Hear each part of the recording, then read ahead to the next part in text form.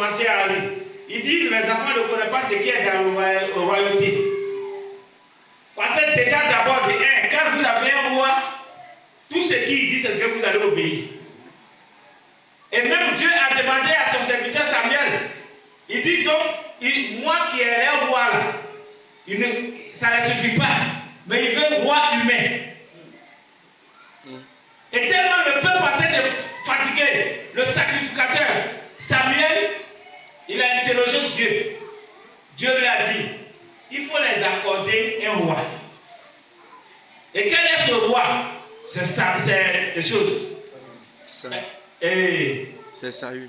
Saül. Et Saül est établi comme roi, le premier roi d'Israël. Mais au commencement du salut, Saül avait bien commencé avec Dieu.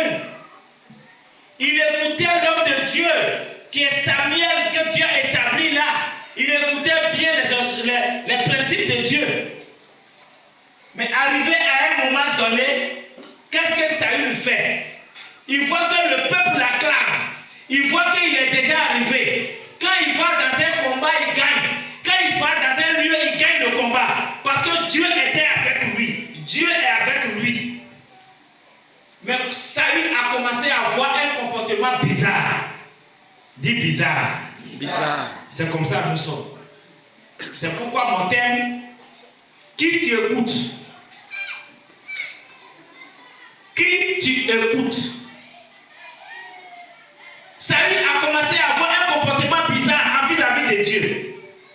Mais vous savez, à chaque fois qu'on veut désobéir à Dieu, et Dieu sait qu'on veut aller à la perdition totale, étant chrétien, il commence à préparer quelqu'un que tu ne crois pas en lui. Et c'est ce dernier qui va susciter ta place.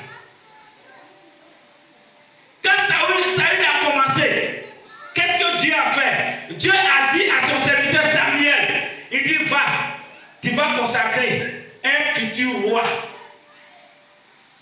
qui est David. Un petit qui ne vaut rien. Un petit même parmi les enfants de son papa, il est le dernier. Un petit même qui est derrière les brebis au champ.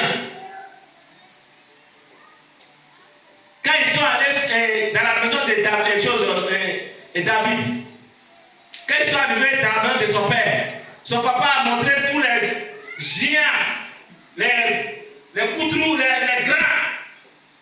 Dieu dit, c'est pas ceux-là. Il te reste un enfant, il est où? Il dit, lui, il est derrière les brebis, mais lui, là, il ne vaut rien.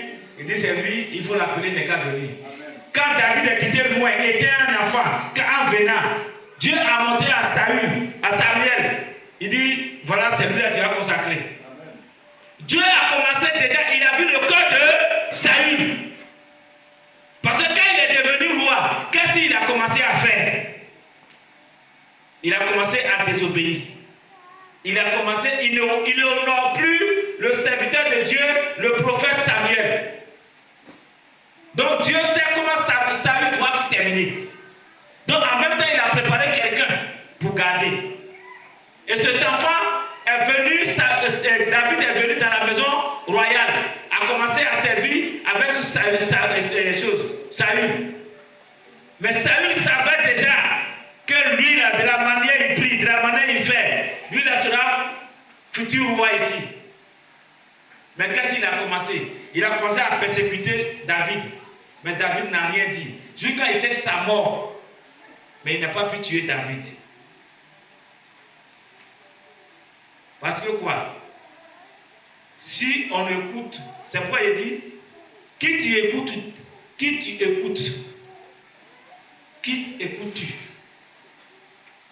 Qui écoutes-tu? Quand on veut commencer à aller à la perdition, on raisonne beaucoup. Tout ce qu'on fait, ça commence à te énerver, ça commence à te faire mal. C'est comme ça Saül l'a fait. Saül était roi. Dieu a levé sa main sur Saül et dit il était roi. Dieu peut lever, tu peux être toujours chrétien. Mais au moment donné que tu commences à méditer mal, tu commences à penser, tout commence à t'énerver, dis-toi que Dieu enlève sa main sur toi automatiquement. Mais tu es là. il ne te dit plus rien.